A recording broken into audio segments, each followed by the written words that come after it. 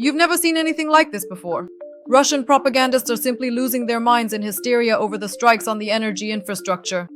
In temporarily occupied Crimea, gasoline has completely disappeared from gas stations. As they say, don't take after the tough-it-outers. Various regions of Russia are also suffering. This was caused by regular drone attacks by the Ukrainian armed forces on Russian oil refineries. Meanwhile, the Ukrainian authorities made a loud statement. Ukrainian weapons can now reach anywhere. All of this will be covered in more detail in the following TSN material. In temporarily occupied Sevastopol, the gasoline saga is entering a new season. The so-called head of occupied Sevastopol, Mikhail Razvozhayev, decided to take radical measures to save the situation. He banned the sale of fuel in canisters. He claims that the people of Sevastopol are to blame themselves, wanting to stock up on too much fuel. But there's just one small problem: there are no reserves anyway. According to the logic of the occupation leader, gasoline is disappearing in Crimea not because of supply problems, but because people are creating a panic. Razvozhayev claims that at Sevastopol gas stations, nearly a week's supply disappears in just a few hours. While the residents of Sevastopol are remembering what it's like to walk on foot, the self-proclaimed prime minister of the temporary Russian occupation authorities in Crimea, Aksyonov, is telling tales about temporary difficulties and promises to resolve the issue in 2 weeks. In reality, even the most expensive gasoline disappeared from gas stations as early as... We are specifically looking at the date of September 24th. This particular day, the 24th of September, is a significant date that we will be discussing further.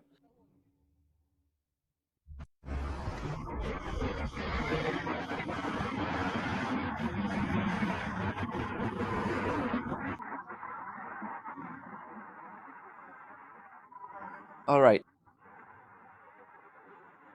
So what? Yeah, she went to look for an ATM. What's going on with you here? I can't understand. What kind of life is this? What is this? Here are coupons for 10 liters each.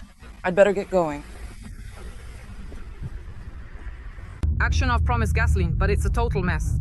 Right now, it's hard to buy it for cash in Crimea. If you're coming, make sure to get gasoline coupons. That's how it is. As previously stated by the head of the occupation government of Crimea, Yuri Yegotsenyuk, the gasoline shortage arose due to a temporary reduction in production volumes at Russian oil refineries. According to Russian media, the situation with gasoline is the most difficult here. Sales have dropped by 50%, and the fuel shortage, along with disruptions in gasoline supply, has been observed for over a month in more than 10 regions of Russia. Meanwhile, Reuters reports that in Sevastopol, people are sitting in their cars for hours just to refuel. Since Ukraine has intensified drone attacks on Russian oil refineries, the fuel crisis caused by Ukrainian strikes has reached the Lipetsk region. The governor has acknowledged the problem. Since the beginning of the week, drivers in the Lipetsk region have been complaining about high prices and disruptions in the supply of AI 95, 82 rubles per liter at gas stations. Lines are forming at gas stations, and gasoline is now being dispensed using fuel cards. The governor of the Lipetsk region, Igor Artamanov, stated that the problems are related to logistics and the shipment of gasoline from certain refineries.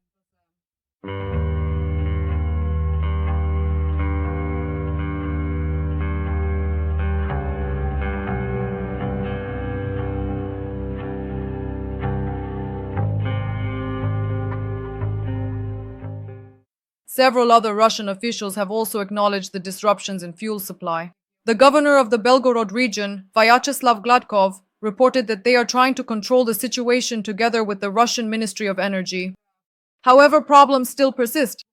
A similar situation was confirmed by the head of the Nizhny Novgorod region, Gleb Nikitin, who noted that various gas stations are experiencing temporary difficulties related to the logistics of fuel supply throughout the entire macro-region, not just within his own region. In various regions of Russia, from Moscow and Leningrad to Ryazan and the Far East, drivers are complaining about strict limits.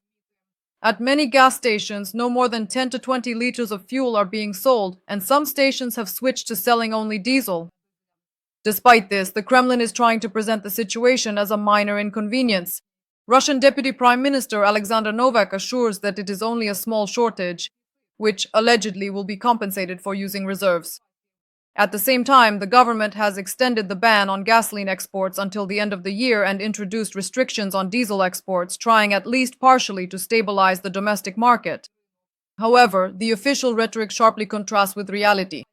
The Russian authorities stubbornly refuse to admit that the fuel shortages are directly linked to the successful, devastating strikes by the Ukrainian armed forces on oil refineries. On September 20th alone, Ukrainian drones struck 3 targets at once in the Samara region. Among them were an oil refinery, the production site of an oil drilling company, and equipment belonging to a main oil pipeline operator. The consequences of such attacks are now being felt by millions of Russian drivers waiting in lines at gas stations. In addition to the Saratov oil refinery, on the night of September 20th, the Ukrainian armed forces attacked a refinery in the Samara region and the Samara oil pumping station in the village of Prosvit, according to the General Staff of the Armed Forces of Ukraine. Oh, citizen! On the night of September 18th, Special Operations Forces struck the Volgograd oil refinery, the largest in the southern federal district of the Russian Federation. The enterprise processed over 15 million tons of oil annually and supplied fuel to the Russian army. According to preliminary data, the refinery's operations have been halted. This is yet another asymmetric strike that hits the rear.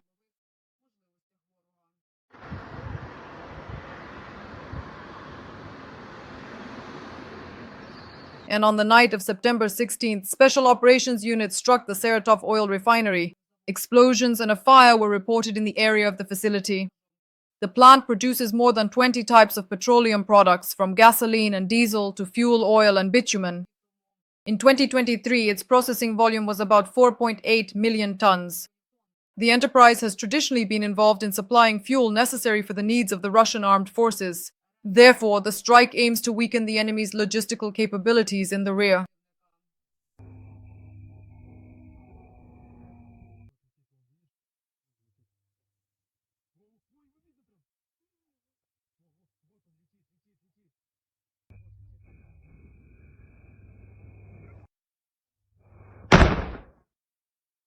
The Syrsky oil refinery in Kenilyongrad region, one of the largest in Russia, was also hit. It produces about 80 types of petroleum products, including gasoline, diesel, and aviation fuel, and has traditionally been used to supply the needs of the Russian armed forces.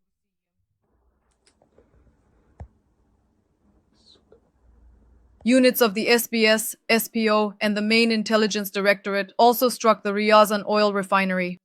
According to preliminary data, they hit the primary processing unit. The Ryazan oil refinery, with a design capacity of 17 million tons per year, is one of the largest in Russia and supplies fuel needs for the occupying army. On the night of September 26th, a unit of the Unmanned Systems Forces, in coordination with other defense components, struck the Afipsky oil refinery in Krasnodar Krai. A hit and a fire were recorded at the facility. The Afipsky oil refinery processes about 6 million tons of oil per year and supplies gasoline, diesel, and aviation fuel. And here's how Russian propagandists react to the powerful strikes by Ukraine's defense forces. Yesterday, Belgorod, HIMARS, no power for hours on end. Stary Oskol without power, Novi Oskol without power.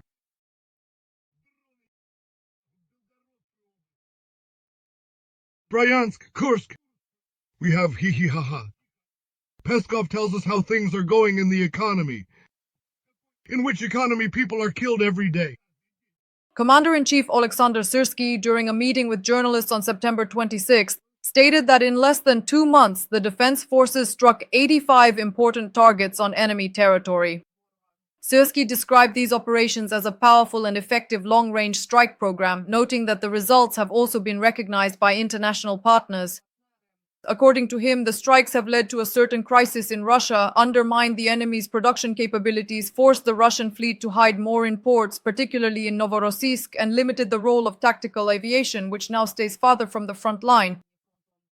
And the Wall Street Journal writes that Russia has been fueling its war in Ukraine by ensuring a steady flow of oil.